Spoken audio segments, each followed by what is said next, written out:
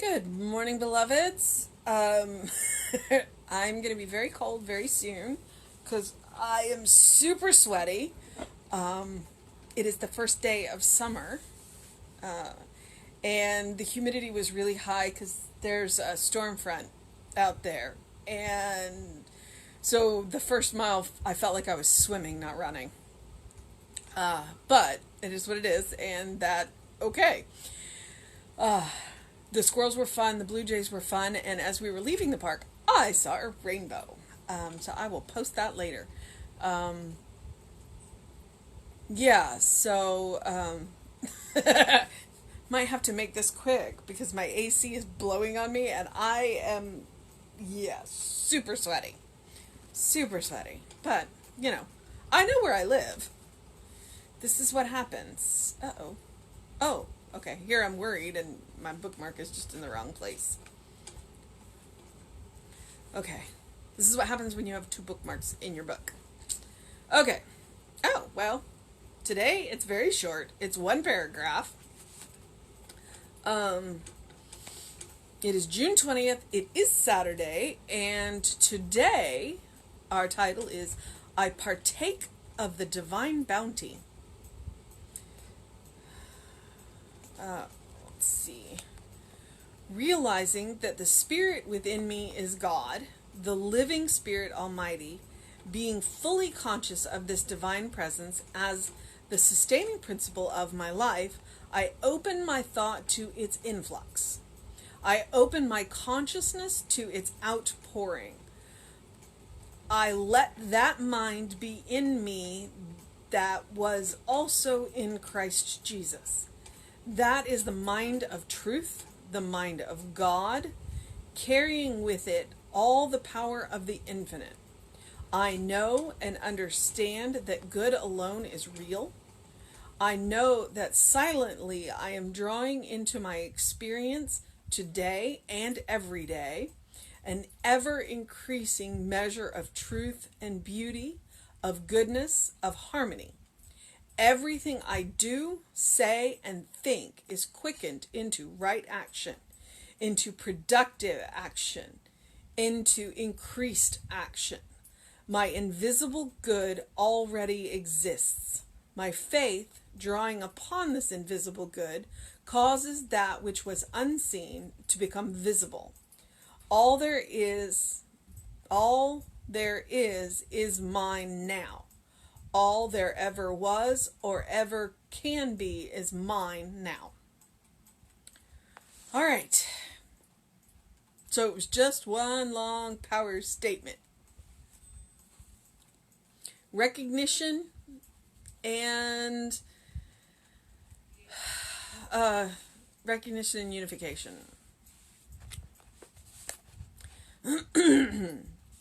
So, first thing, I realized that the Spirit within me is God. And then names it, the living Spirit Almighty. And then stating that I am fully conscious of this divine presence as the sustaining principle of my life. Okay, so one, that Spirit within me, what I call my soul, is God. It's a part of God. Not all of God, but a part of God. And that is the living Spirit Almighty. Why not? And then I am fully conscious of this, and I am naming that this is my sustaining principle, that this divine presence within me is my sustaining principle.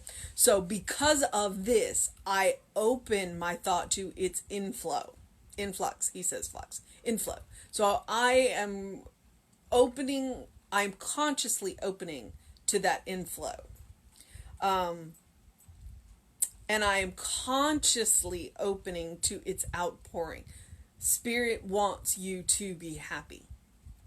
And Spirit will provide the thoughts and means and actions for you to be happy. The question is, are you open to them? Are you willing?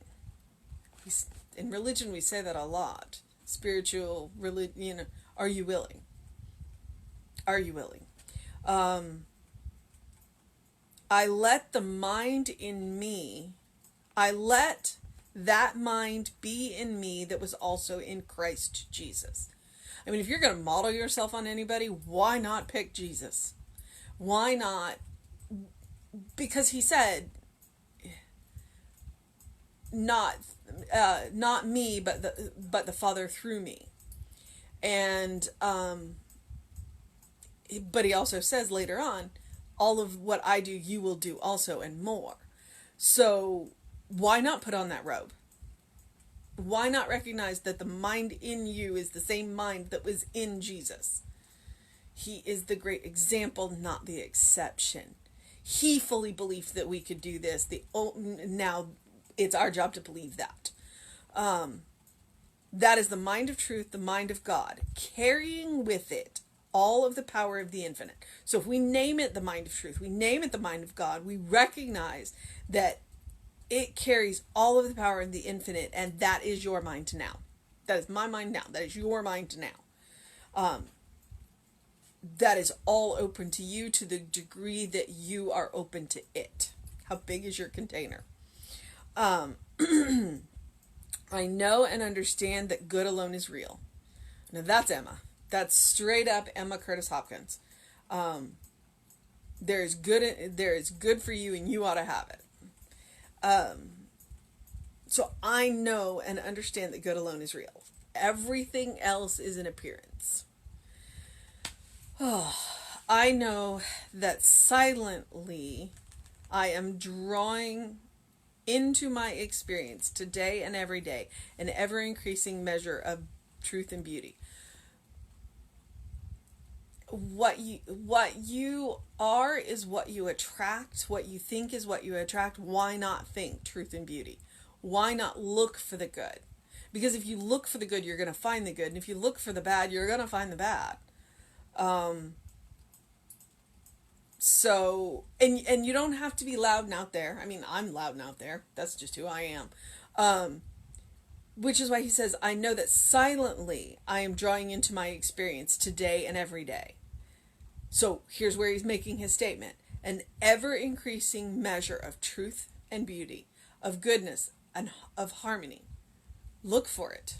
The more you look for it, the more you'll see. The more grateful you are for what you have, the more you have. Even if the amount that you have does not increase, but the appreciation of what you have and your ability to use what you have will increase. I kind of think like your efficiency will go up, so you will have more. Because a lot of the times we don't necessarily need more. We need to recognize and appreciate what we've got and make better use of what we've got. And I'm talking like time and talents.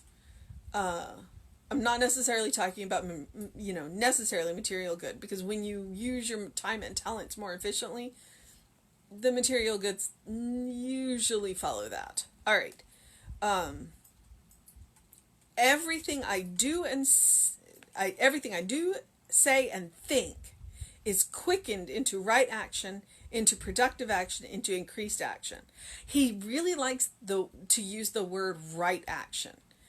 And I get it, because when we do things unthinkingly, when we do things unconsciously, they're not they're action, but they aren't necessarily right action. So when we do things consciously, when we listen to the still small voice, when we follow that head and heart, we're more likely to do right action. The biggest thing is are we doing it consciously? So right action, productive action, increased action. Although don't get caught in the busyness. As Dr. Amit Goswami likes to say, we are human beings, not human doings. It is okay to rest. My invisible good already exists. You are your invisible good. My faith, drawing upon this invisible good, causes that which is unseen to become visible. And that's the power of gratitude. Frequently, and they say this about a lot of things, what I wanted was right in front of me. I just didn't see it. So your good is right in front of you, but it's possible that you may not see it because you're too focused on other things. And maybe you're too focused on things that are making you unhappy. So step back, take a deep breath, focus inwards, focus on that mind within you, focus on that spirit within you, and then look around again. Dare I say, put on the rose-colored glasses. Look around with the eyes of love, and you will probably see that there is far more good around you than you may have been aware of. All there is mine now. All there ever was or ever can be is mine now. And the beauty of science of mind is what I claim for me, I claim for everybody, because we're all one. So that statement, all there is yours now. All there ever was or ever can be is yours now. The trick is to put on that mind of God. Not even to put it on, because, I mean, it is in you. But to open up. Emma said yesterday in the chapter that I was reading, Emma said, I have faith in God, but I also have the faith of God. And I think that's kind of what he's talking about today. I don't want to pray to God. I want to pray like God. I don't want to pray to Spirit. I want to pray like Spirit. So today, have faith in God. Have faith in Spirit. But have the faith of Spirit. Pray like Spirit. Spirit's part of you.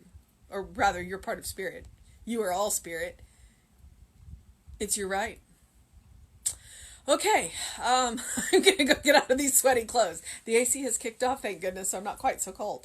But I'm going to go get out of these sweaty clothes and get ready for class.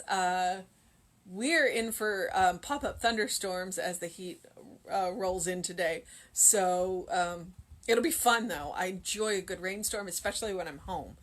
I have a corrugated tin roof on my back porch, so if it's cool enough, and it's going to get up to 90 something today, so it may not be, I like to open the window when it rains so that I can listen to that sound. But I saw a rainbow. It's going to be a good day. All right, beloveds, do something loving for yourself, do something kind for yourself, do something compassionate for yourself. If you haven't already, the early bird in me, make sure that you get out, get some fresh air, get some movement in, put your favorite song on, get your groove on. As I said yesterday, create some new grooves in that mind and think with the mind of Christ today. Okay, beloveds, I will be back with you at 9 a.m. tomorrow. Reverend David will be on sometime around 5, and tomorrow is Sunday. It is also going to be Father's Day, and so there's going to be extra special music tomorrow.